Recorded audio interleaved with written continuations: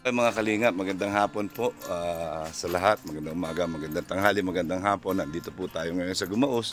Yan, siyempre kasama po natin si Maria Cusinera, si Erwin TV Official at si Roda Mix Vlog. Yan, yan po. Kasama po kami. Pupunta po kami dito sa isa kong beneficiary dito sa Gumaos, si Jan, may cerebral palsy, kung natatandaan nyo. So, pupuntahan po natin ngayon at may dala po tayong pang-ayuda. Yan, galing po kay Ma'am Betra Fanan. Yan, shout out po kay Ma'am Betra Fanan. Ito na po, dadalhin na po namin yung ipinabibigay nyo po sa pamilya ni Jan Dandray. Ayan, gilid-gilid. Ayan. Kailangan po pag may motor, gilid.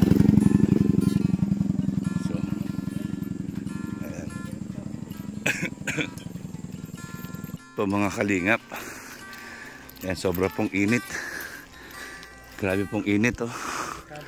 Yan si Erwin, oh. Tignan nyo, oo, hinihingal talaga ako. Yan, nung hindi pa ako nagdadrive, lagi ako nagpupunta rito. Grabe po init, pumuputok na naman yung mga bungang araw ko. Okay mga kalingap, ayan na po. Nandito na tayo sa bahay nila dyan. Dyan. Ayan. Naman natin. Sino nandito?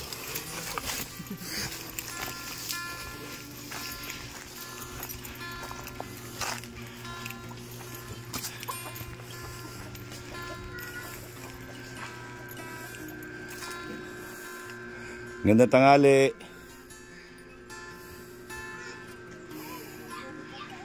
Ayan.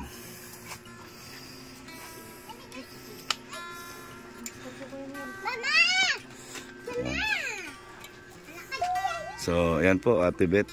Ito na po si Jan. Ayan, kamusta Jan? Jan? Kamusta ikaw? Ha? Meron akong pasalubong sa'yo. Oh. Meron kang gatas, oh. Ha? Bigay ni Tita Beth. Ayan. Tapos meron kang biskwit. Sabi niya bilihan daw kita ng biskwit. Ito yung importante. Yung vitamins mo. Ha? Yan, malaki. Tapos binilihan na rin kita ng gamot mo sa hika. 3 na to. Yan, salbutamol. Kailangan niya to, no? Yan. Para hindi na kayo mamroblema. Kasi nga sabi ni Ate Betra Fanan, kung ano yung importante, yun yung ibigay ko sa inyo. Kamusta na dito sa bahay? Okay naman. Yan, nakakakain naman na maayos yung bata. Tapos may pinabibigay pa sa iyo.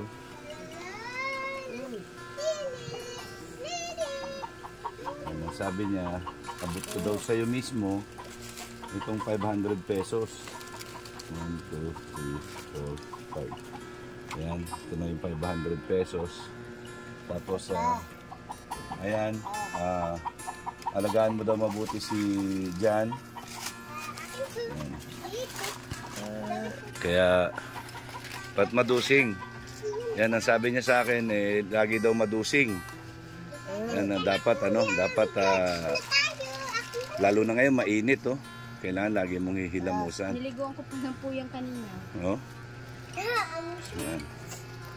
Yan, ito walang pasok ito. Ang pangalan nito? Janine. Wala siyang pasok o hindi na nag-aral? Wala po siyang pasok ngayon. Wala siyang pasok ngayon. Ayan. So ayan po ano nga po ang pangalan nito? Jan Albert. Yan, shout out kay Jan Albert. Yan, Ate Betra Fanan, ito na po yung binili nyo sa akin. Ito na po. Yan, meron siyang 3 yung para sa hika niya, yung vitamins, yung malaki, biskwit at gatas. Ayan po, para tuwing magsusumpungin po si Jan Albert ay meron na kagad silang gamot.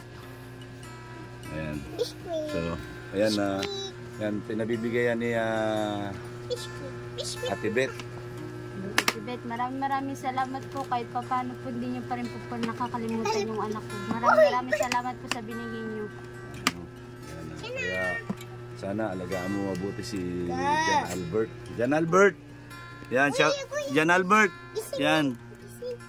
Tawag mo si si Lola Beth. Si Lola Beth. Yan. Yan, ayan na po. Tita Beth. Yan, Ate Beth. Yan na po sila. Yan. Yan, meron na naman pong gamot at vitamins at biskuit, gatas. Yan, nagulat ako. Ano nga pangalan mo, Sharon? Monica po. Monica. Yan. Yan, meron na po siyang anak na maliit, oh. Ayan. Ay, grabe. Hindi ko na malaya na buntis ka pala. Hindi ko rin po alam noon na tatrabaho pa ako noon. Kaya nga. Yan, meron po siyang anak na maliit. Ayan po. Ayan, alam ni Ate Beth yan. Ayan. Ayan, buti pa si Erwin ang sipag, oh. Tingnan mo, nagwawalis doon, oh. Oh. Salamat, Erwin. Ayan. 27. Ayan. Ayan po. Ayan po sila. Ayan, itong bahay niya, puro sulat na rin ay. Gawa po nito. Wala na pagtripan po. Ayan, yung inyong ngayong sa pen. Ayun po, ginagamit. Ginagamit nyo. Sobrang init, kawawa yung bata. Pero mas mabuti na ngayon ganito kaysa nung dati na nakita ko si Jan Albert, di ba? Noon talaga, grabe ang init. Ayan. Dati yero lahat yan. Pinalitan namin ng plywood.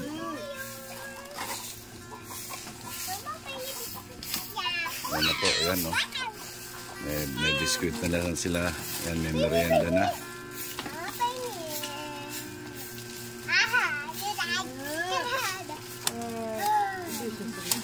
Hindi siya nagsasalita. Kuha ka, Bert, dali. Kuha ka. Yan, kuha ka. Ang sarap, ah. Ang sarap, ah. Yeah, si Jan Albert, hindi siya nakakapagsalita. Parang delay yung kanyang paglaki. Yan, at saka yung parang hindi siya tumataba. Yan. Uyo pala siya. Siya panganay. Nawalong taon. Ay, 7 taon po siya. Mas maliit siya. Delay nga yung paglaki niya. Yan pangalawa. Si Janine. 7 years old na pala siya. Oo. Delay nga yung paglaki niya. Ayan. O yan, timpla mo daw silang gatas. Ayan. Pero nakapag-ikat mo po yun. Hindi rin. Hindi siya nakakapaglakad, ano? Nakakapaglakad. 5 taon po siya bago nakapaglakad ng maayos. Pero hindi naman diretso yung lakad niya, di ba? Parang kakamang-kamang siyang ganyan. Ayan. So, yan po mga kalingap. Yan, tahingi ako. Maria Cosinera. Tahingi. Sabi siguro sa isip-isip niya, ang taba-taba mo na.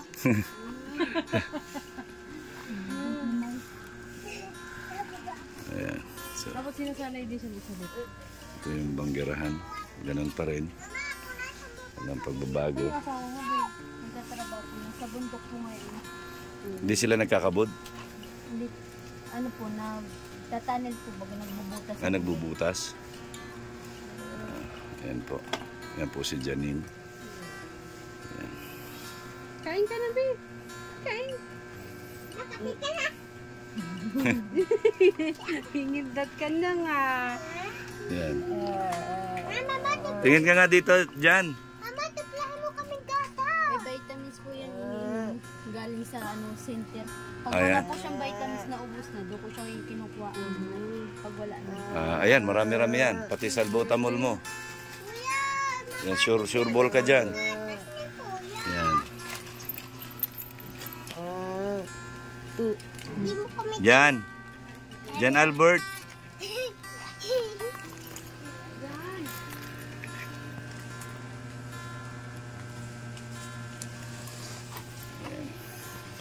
So ayan mga kalingap, ayan po, masaya na naman si John Albert, si Janine at siyempre si Monica. Ayan, kahit papaano po ay nakatulong tayo. Ayan, sa gamot hindi siya mamumblema, sa vitamins.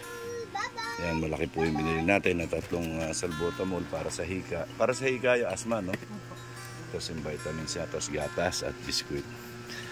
So, ayan po, napakainit po, grabe ang init. Okay yan po mga kalingap, mga ate, mga kuya. Yan, paalis na po kami. Yan, maraming salamat po Ate Betrafanan. Yan, at sa mga gusto pa pong tumulong sa ating beneficiary. Ang next pupuntahan po natin is si Rodeline. Yan, shout out po sa inyo lahat. Maraming salamat. And I love you 3 times a day. Bye bye po.